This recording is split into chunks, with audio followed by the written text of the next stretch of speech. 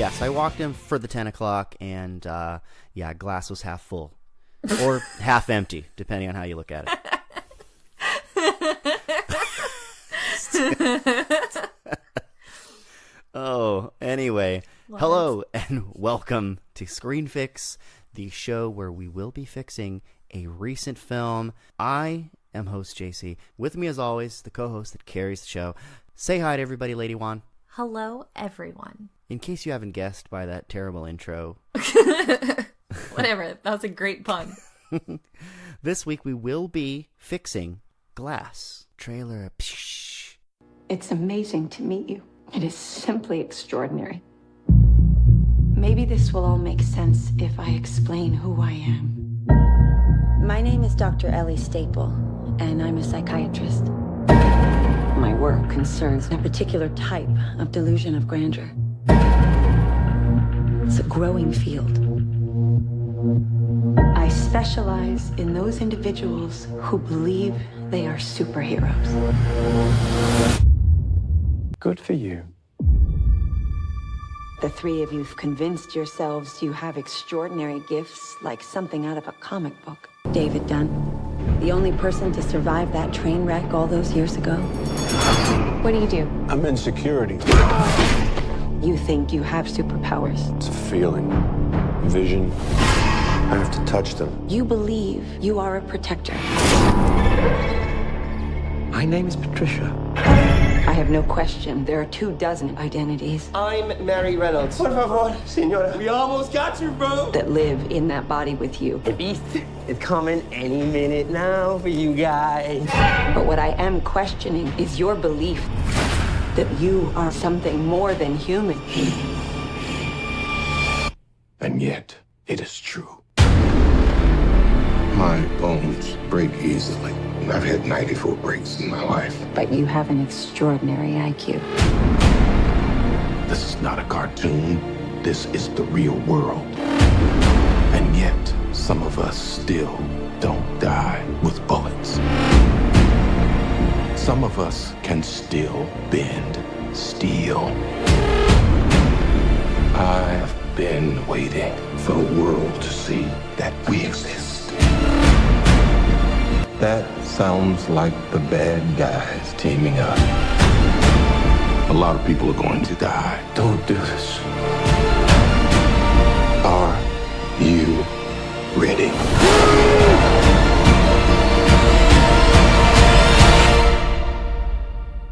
What do we call you, sir? First name, Mr. Last name, Glass.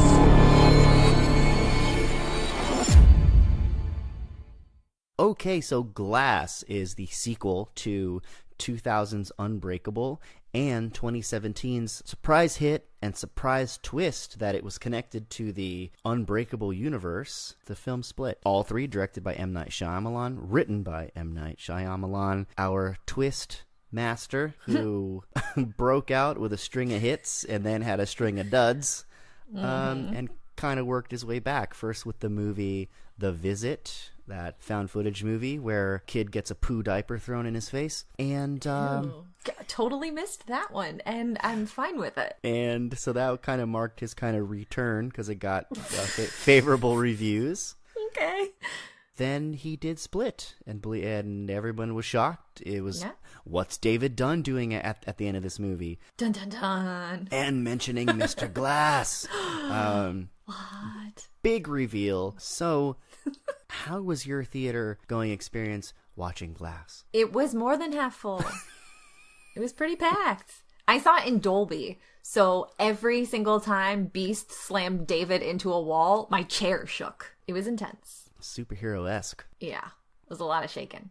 Yeah, I saw it with an old high school friend and somebody who was on one episode of this podcast, Mick Mac. I don't know what he goes to. Anyway, the guy's name is Mike. I'm not, Sup, Mike? We Don't stop listening right now, Mike. Yeah, Mike. Give us 5 stars, Mike. We were both split about our opinion of Glass. My opinion was Unbreakable, though. I stood my ground. That was just an excuse to say a lot of really dumb things. Yeah, it was. Split was a strange movie. It took me a long time to wrap my brain around what I thought about it. Yeah. This movie had me all twisted. Is that a pun? Yes, I can't tell. a poorly done pun. Anyway. Okay. So, Unbreakable comes out in 2000. Split comes out 17 years later. Yup. Actually, side note, Disney's Buena Vista International owns the rights to Unbreakable, and Split was made by Universal Pictures. So they teamed up. They had a little Sony Marvel-esque team up here. Disney agreed to let Bruce Willis's David Dunn be in Split as long as they had input into the sequel that would end up being Glass. Movie studios working together. Mass hysteria.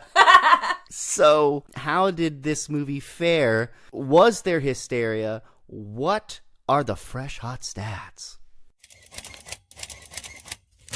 So this movie is estimated to be opening at number 1 this weekend at the box office. It's looking like $40 million in the US, plus another $48 million overseas, and the production budget was only $20 million. Man, Bruce Willis works cheap now. Apparently. And Sam Jackson will be in anything, so it doesn't matter. He's like, wait, I can just sit quietly for half of this gig? Fine. In contrast, Split only cost $9 million to make, but it opened at number 1 for $40 million in the U.S. its opening weekend. And in its total run, it made $278 million worldwide, which is the same amount of money Unbreakable made in its total run worldwide. This is spooky. Whoa, a twist. Everything's a twist. Everything's connected. Let's twist again like we did last summer. When you called Shyamalan a twist master, I can just only picture him like in a dance contest for the twist. He's like, I have to win. He's got a trophy. He has to win anything involving twists. He's like making drinks and he's like, no, let me do the twists in these. Hold on. Whoa. All right. Oh boy. His fridge is full of Tropicana Twister. Ooh, that's a deep cut. Do they even make that anymore? I have no idea. All right, so it is making money. How are audiences liking this thing? Critics and audiences. I have to do this. Critics and audiences are split on this movie. I get it. You owe one to the jar. Hold on. I do. Put it in. Thank you very much. So this movie is 36% rotten, according to critics. Ew. Critics hate it. 79% of audiences like it. Woo! Really? Yeah. A girl, actually 2 seats down from where I was sitting, said, not even when the movie was done yet, perhaps 4 different times during the movie, said out loud, I hate this movie. Wait, were you sitting down from me? We gotta get that girl on the show. Right? I'd be like, oh yeah, well, how would you fix it, huh? Let's be constructive here. So, Unbreakable was 69% fresh with 77% of audiences liking it. And Split was 76% fresh with 77% of audiences liking it. Ooh. So people are into these movies, man. You know what? We're going to fix this movie. But before we get into fixing, quick plot summary. Quick. We've heard the feedback. Mike. The plot summary is too long. We're going to shorten it up here. We're only going to go with the movie pooper's quick summary because he wipes away the excess. Ugh. So the movie opens with David Dunn and his son. They own a security business, but really it's kind of a cover for the fact that David Dunn, now known as a superhero called the Overseer, is going out as superhumans do, you know, some vigilante justice. He's got to brush people and he sees visions and he knows that they're a bad person, so he's going around saving people. Joseph is now essentially just like Ned in Spider-Man Homecoming said, the guy in the chair. Guy in the chair.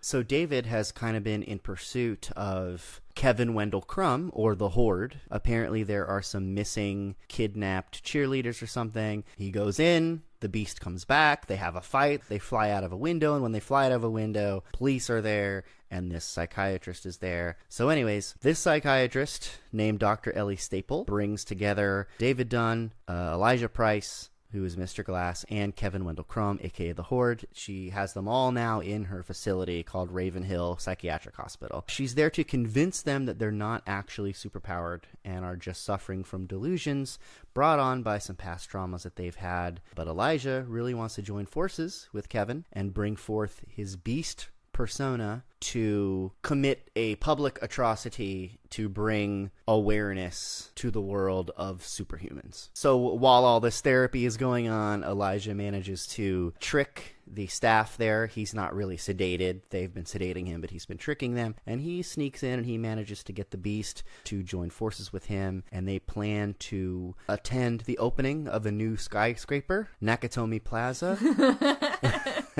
What was it called? It was Osaka Tower. Sorry, Osaka It's Nakatomi Tower. Plaza. Yeah, it's like, Nakatomi. who are we kidding? And they're going to kill a lot of people. And David ends up breaking out of his room to stop them. There is a fight right outside of the facility that is witnessed by Elijah's mom, David's son Joseph, and Casey Cook, the survivor from Split, played by Anya Taylor-Joy. The Beast turns against Elijah when Joseph reveals that Kevin's father was on the same train that Elijah derailed, where David was the only survivor. The Beast punched Elijah in the gut, and that's it. He's mortally wounded. He turns his attention to David. He's throwing him against cars. They both end up jumping up in the air and falling into a water tank. David busts his way out of the water tank. The Beast ends up getting mortally shot by a quote-unquote police officer when Anya Taylor-Joy's character, Casey, brings out the personality of Kevin, who is not immune to bullets. Only the Beast is immune to bullets.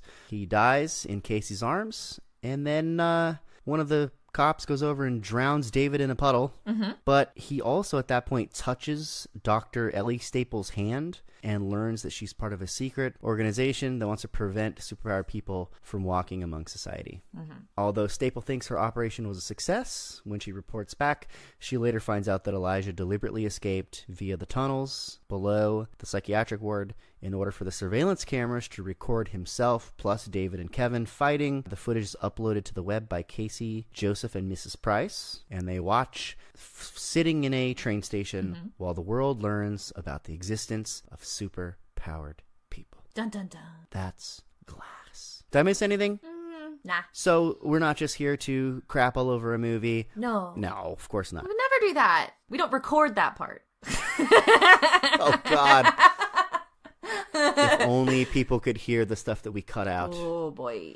Oh, my goodness. Anyway. What did you like about this movie, Lady-Wan? James McAvoy. That was one of mine. What? Because he's literally the best part of the movie. Yeah. He's incredible. Right. He's absolutely amazing. Like, he would become Patricia, and, like, he wouldn't even have to say anything, and I'd be like, oh, it's Patricia. Like, just the way he would, like, blink and, like, settle his shoulders, you're just like, and this is Patricia. Like, he was changing characters without even speaking. It was amazing. Amazing. It was. Absolutely. James McAvoy just killing it. I mean, in Split also, he's absolutely amazing. In this one, he's, like, really settled into being the personalities. Mm-hmm. Jumps through them so seamlessly. He's not going to get one, but he's got to deserve a nomination for this, right? Playing 24 different people. I know. And they put all of the personalities in the credits, too. They did. Yeah, that was really So that it's was like really halfway down the list of names, it's like James McAvoy, and then it continues like in this huge long list of all the characters he's playing. It's really amazing. Like, I was in awe. Sam Jackson also did awesome. I mean, the performances are good. Sarah Paulson is in this movie. I feel like Sarah Paulson is just in a lot of things. Back-to-back weeks for Sarah Paulson on Screen Fix. This is Paulson month on Screen Fix. Other than James McAvoy, what did you like about this movie, JC? I like that M. Night Shyamalan tried to do something different, subverting expectations. I appreciate that he didn't give in to what would have been like fan service and given us like that big fight on the skyscraper. Mm-hmm. He's going for something and you're not sure if you are on board or you're not on board. It's just, right. I don't know. I honestly couldn't tell how I was feeling at the end of it because throughout most of the movie, I was like the girl sitting down from you where I was like, I hate this movie. This is stupid. Like, I kept looking around, like hoping I would catch someone's eye to be like, this makes no sense, and like complain about it. And then as the last scene was happening, when they're watching the video go viral and everyone around them is like seeing the footage from the movie that we've seen earlier on the security cameras, I just found myself feeling so satisfied with that as an ending. And then I was like, hey, no, like, no. I haven't been liking this. Don't you dare make me happy at the end of this movie. I was like, I don't want to be happy with this. And they like, it just forced the like satisfaction of an ending on me. And I was like, no. So I find myself very confused about how I feel about this movie too. Yeah, the end forces you to find a group of film friends that you know and just talk about it. Yeah. And I appreciate that about this movie. Now that that's out of the way, what do you say, Lady-Wan, that we fix this movie? What do you think? Okay. Let's do it. Psh. That just doesn't sound like Glass. It just sounds like you like turned on a hose or something. This sounds like Splash.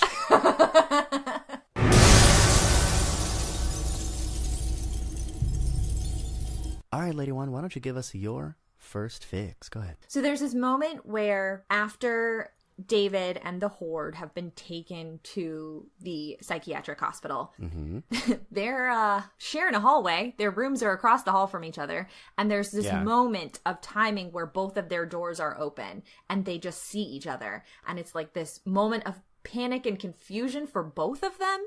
And both of them, when they meet with Dr. Staple, are like, what's going on with that guy over there? David is like, is he contained? He's dangerous. What have you got? He's going to get out. And the Horde, through a variety of the personalities, are asking, like, who is that guy? How is he able to fight the beast? Like, who is he? What's going on? Guy the beast fought, he's right there.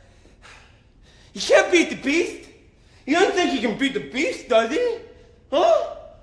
Yeah. They're both very aware of the other one's presence. They're both very freaked out about them being so close to each other and maybe not secure. So there's a lot of tension there. And then eventually we see Kevin, I think he's Patricia at the time, sitting just in a metal chair next to David as they're going to have like group therapy with the doctor. And for some reason they've wheeled sedated Elijah in there. They're going to have group therapy with a guy who is completely mentally unavailable. The comatose guy. Yeah. David is in chains. The Horde is just sitting there because they've got some flashy lights in the room. So I guess he doesn't need to be chained. Whatever. So I don't understand how there's this buildup of they've had a fight and we know that David and the Horde are going to meet again. And instead, we don't get that moment of them meeting for a second time. They just are in a room together and we're just starting therapy now. And here's Elijah being wheeled in late. Like, how is the guy who's in a wheelchair late to the start of this session? Like, the nurses are there to, like, oh, I can't even. I wanted to see that scene, that moment of David coming into a room, like being escorted in with the nurses, and then Patricia coming in and Patricia being like freaked out by him. And David should be freaked out by him being Patricia. He's never seen him be Patricia. Yeah, he saw Hedwig on the street. He fought the beast. He's never seen Patricia. He should be like weirded out by seeing Kevin sitting there in like his Patricia posture, asking if those chains on David are secure. Where is that moment? It's true. They're all way too cool just sitting there in their therapy session. Just chilling. It would have been much more logical to have each one react as the next one was brought in, right? Mm-hmm. Yeah. Yeah. David Dunn doesn't even really react to the fact that he's seeing Elijah there. True. God, that scene is just all wrong. Yes, 100%. Yeah, that's a good fix. I mean, what could Patricia have said when she comes in? Like, I feel like Patricia would have been asking where the refreshments are if it's going to be a proper meeting. If this is a proper therapy session, where are the cookies, darling? Yes!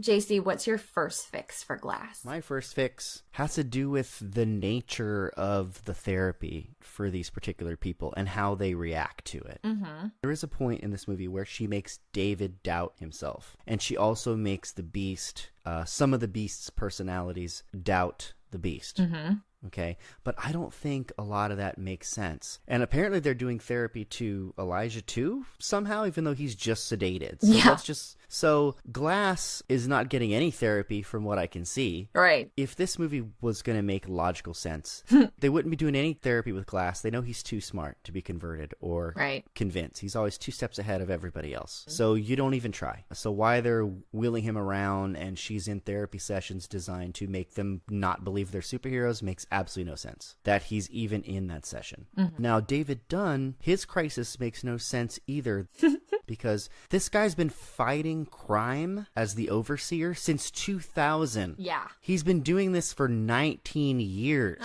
He should know without a doubt that he can do spectacular things. Even in the first fight scene, him and the Beast are throwing like a giant oak table at each other. Right. Like they're throwing each other the TV remote.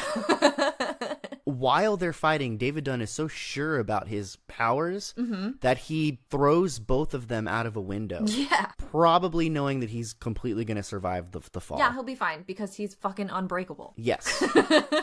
And he knows it to the point where even when Ellie Staple is telling him, your visions are probably just you seeing some paint on some pants and you're just really good at deducing. You're like a good detective. And he even tells her, he's like, no, you don't get it. And then for some reason, when the plot needs it, he's having doubts. Yeah. So Elijah makes no sense being there. David Dunn's doubt makes no sense. The one that does make sense is the Horde.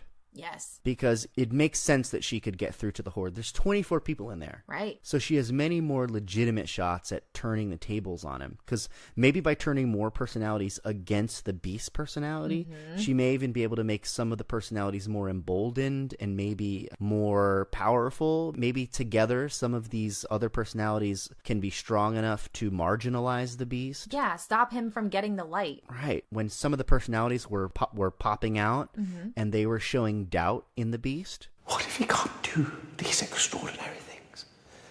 What if he is just unwell? I thought that was great. Yeah.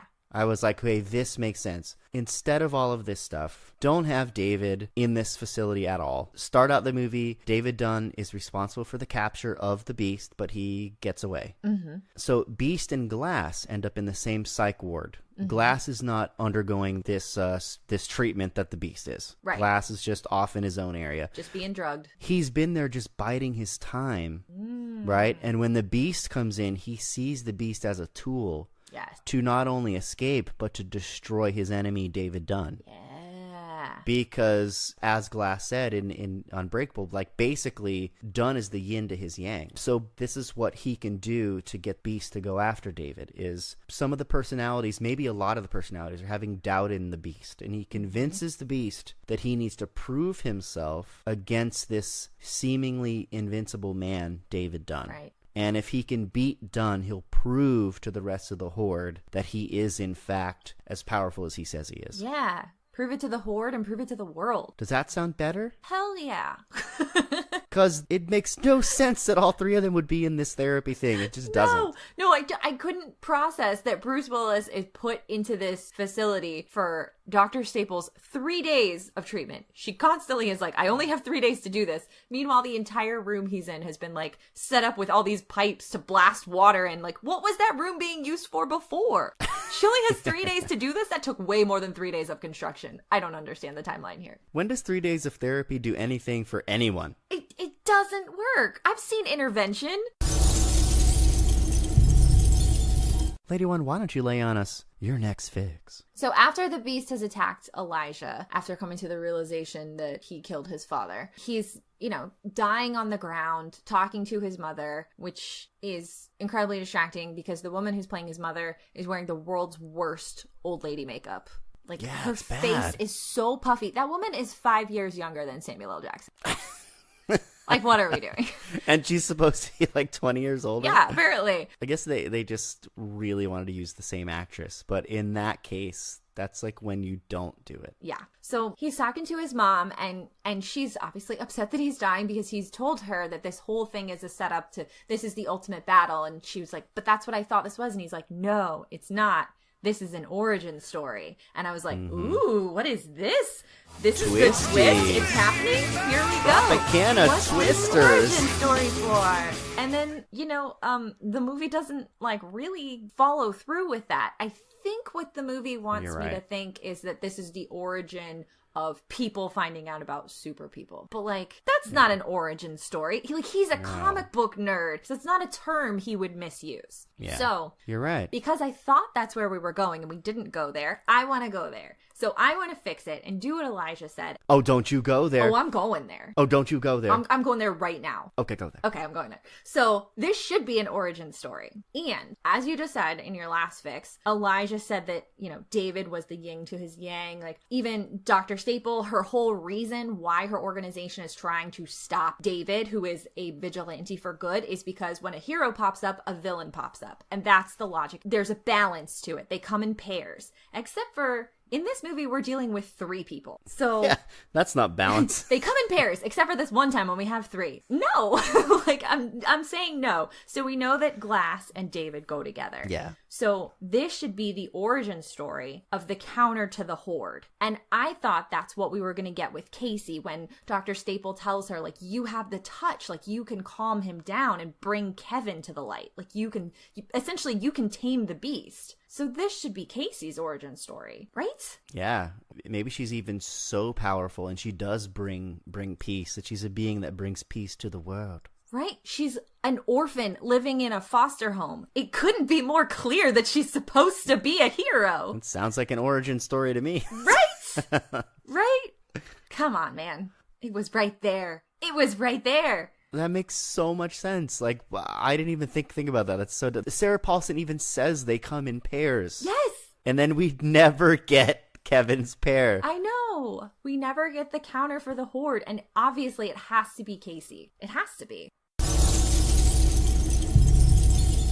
JC, what's your last fix for Glass? My last fix is to make these deaths make more sense. What? That's right. I'm going to try to make them a little bit more logical. Fix it. Okay? All right. Fine. Do it. Fine. Now. Fine. Okay. So I did not mind that there was a final confrontation and all of our characters died. That's fine. Yeah. And I love your idea about it being an origin story. But in the context of this story, let's go ahead and make these deaths make a little more sense. The first one, actually, this death actually makes pretty good sense, but I'm just going to tweak it a little bit. I'm going to go ahead with the Beast. Yes. I didn't understand why Anya Taylor-Joy was getting all into comic books and getting invested in Kevin on her own. I just really didn't think that made much sense.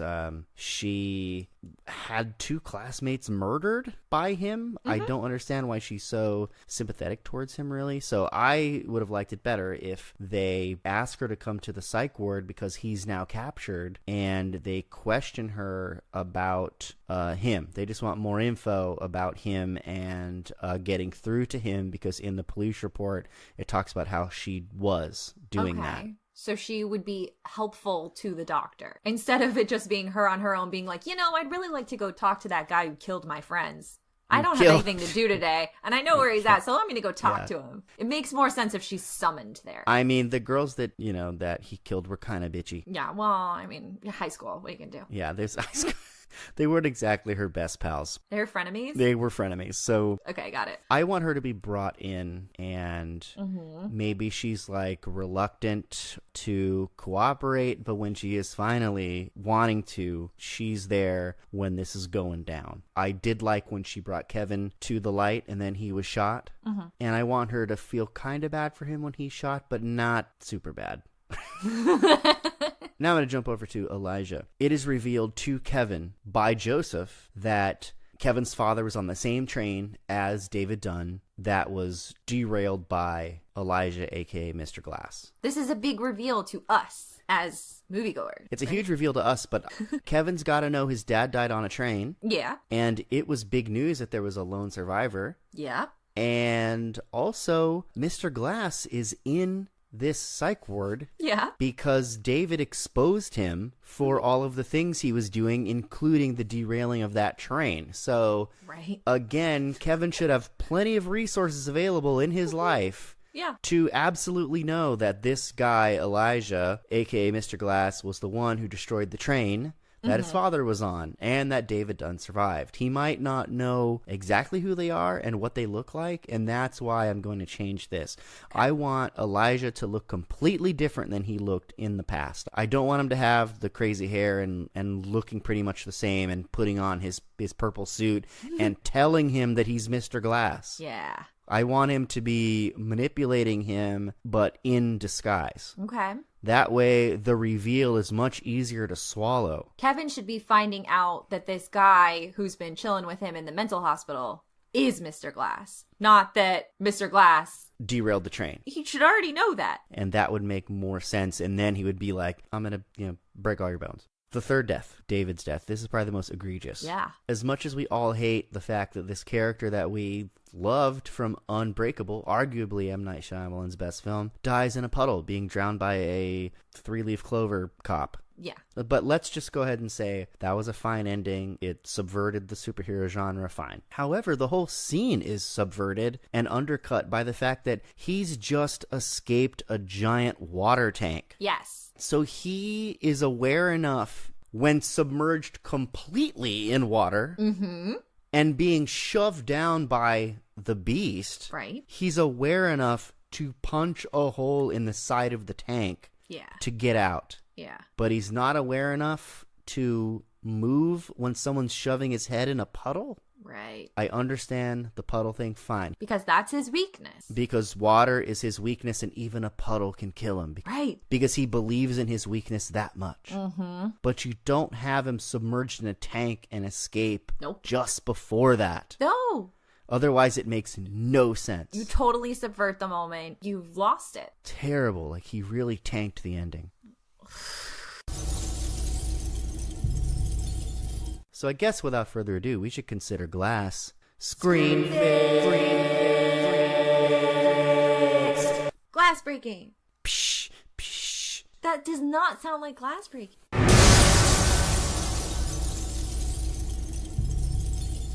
Anyway, so do you have any final thought, Lady-Wan? I do. So this movie is Glass. Elijah is the title character. It's his turn, right? Yeah. He doesn't talk for the first 45 minutes of this movie easily. Like, he's just twitching his eye and twitching his lip. That's all he's given us. Yeah. And the moment when he finally speaks is just like, there's nothing. It's such a flat moment. He just rolls into the Horde's room and is like, hey, I've been working on a plan. What's up? You have to believe that he hasn't spoken to anyone in that mental hospital because he's been pretending to be sedated. He's been actually sedated for a while and then pretending to be sedated for a while. So he hasn't spoken in presumably months, maybe years. Just the fact that Samuel L. Jackson is like one of the most charismatic, captivating actors. Yeah. And he just starts talking for the first time in 45 minutes. And I'm just like, oh, whatever. How do you whiff on that moment? Yeah, it really does a disservice to Samuel L., doesn't it? Yes. JC, do you have a final thought? Yep. What? My final thought has to do with Elijah's final plan. If his final plan is to reveal superheroes to the world, I don't really understand why the secret organization is like, oh no. Yeah. I mean, Sarah Paulson screams when she realizes he's done it. Yes, but wouldn't this organization already have tabs on all the other superheroes that are in the world? Like, certainly this isn't just relegated to Philly. Right? Like, this isn't like this has to be just the Philadelphia chapter of the Lucky Charms Superhero Killers Club. Right. Like, just, totally. The whole reveal of the plan is also very weak. There's got to be more people in this group that she's in. There was that. Also, were the POVs obnoxious? Yes, incredibly. It was jarring to switch to, and I saw it in Dolby, so anytime we were on POV, somebody was getting hit and my chair was shaking. It was not necessary. All right, so final thoughts out of the way. Why don't you send us home, Lady-Wan? You can reach us here at the show by sending an email to screenfixpod@gmail.com, or you can tweet us or follow us on Instagram @screenfixpod. And we're on Facebook too. Just search for Screenfix Podcast. You can listen to the show on Spotify, Stitcher, Google Play, Libsyn, and of course, Apple Podcasts. If you're enjoying the show, please rate us, leave a review, and tell a friend. We also have a Patreon account where you can donate to the show if you like us. We have dreams of keeping this show going for a long time. And we also have dreams of opening a one-screen theater to be the home of podcasting and movie marathons and film festivals and all kinds of fun stuff like that. So if you like us, feel free to leave us a little something. Even if you don't like us, I don't mind. I don't mind. If you're hate listening right now, please donate. So how about we leave everyone with your best Sam Jackson saying, That sounds like the bad guys teaming up. and go. This seems like the bad guys teaming up. Wow. Do it better. This sounds like the bad guys teaming up. What's in your wallet? I don't know. It felt right. It just felt right. All right, tune in next time where we will be fixing another movie. We don't know yet what yet. Why don't you tell us what to fix? Yes, tell us what to fix. We serve you. Bye, everybody. Bye.